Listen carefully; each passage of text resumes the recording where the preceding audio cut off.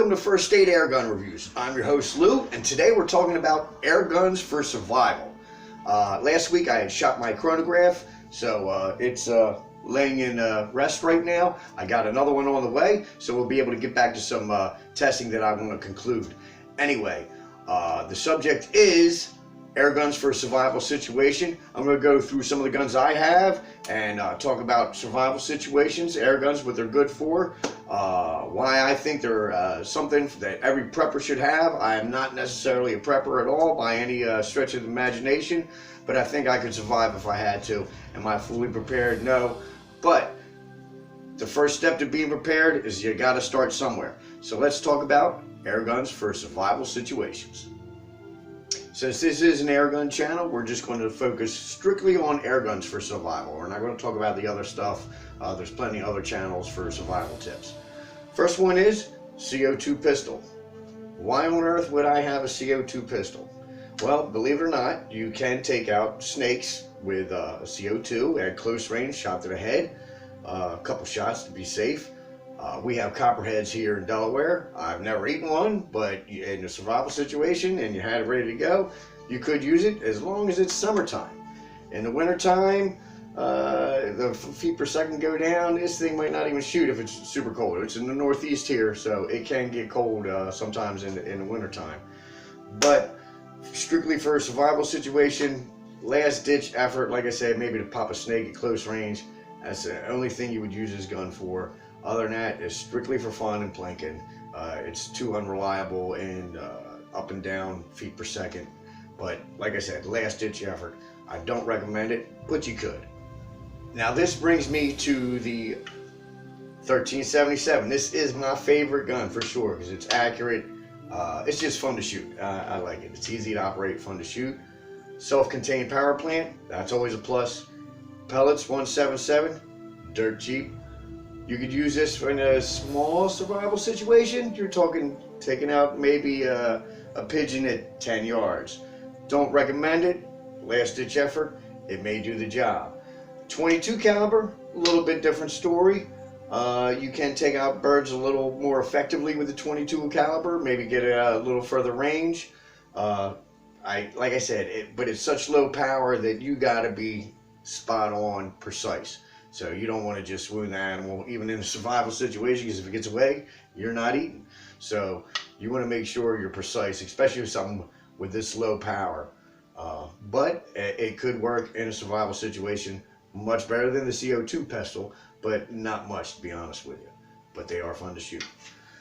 Next up the list is the 10 pump, in this case the 3 to 12 pump air rifle. I'm including a 760, 880, MK177, anything that's like a pumper that's got a, shooting at least 650, 700 feet per second, which you can with this gun.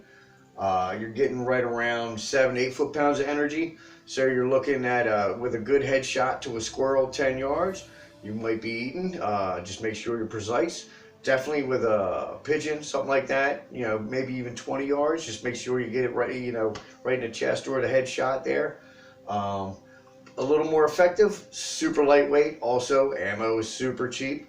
A tin of 500 shots is $5-6. They don't have these in 22. The pumpers, they do have the 392, but I don't own that, so I can't really give you a definitive review or equate to that. But I know it would be much more effective than this here. But like I said, this now we're stepping up a little bit. So let's check out what's next on the ladder. The reason why I like those previous guns there for survival situation is because everything is contained in one power plant. There's no outside sources that you need. It's just human horsepower or human power. But now you're getting into something a little heftier here.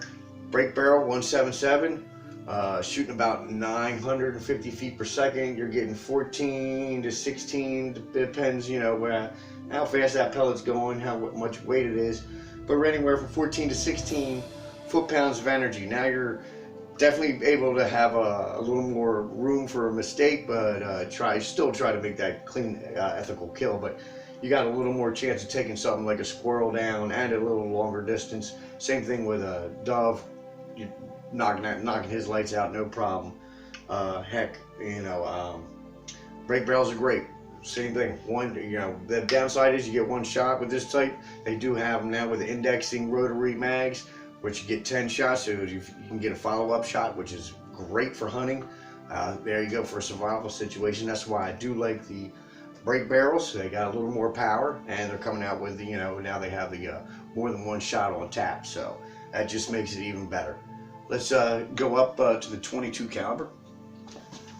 Now, something like this in 22 caliber, you're getting right around 19, close to 20 foot-pounds of energy with a 22 caliber pellet. At least I am here. So now you're looking at, you can take down a turkey. If you got one in your sights and you're close enough, smaller game, no problem. So survival situations, self-contained, these are great. I don't own any pre-charged pneumatics, which you can go up in caliber and take much bigger game. Great for a survival situation. The only downside is you're going to have an external air source, whether it be a tank, a pump, a generator, the tank. But like I said, you need an external source to keep filling it up. I think in the right situation you could survive. Will you like what you're eating? Maybe not, because you might have to get desperate. But as far as survival, you could definitely do it. Ammo is cheap, plentiful. There's no FFLs for these guys, so just about anybody can own one. You may want to have one on tap just for a survival situation, because you never know what's going to happen out there. Recommend getting an air rifle or an air pistol of whatever your preference is. I do recommend air guns for survivalists.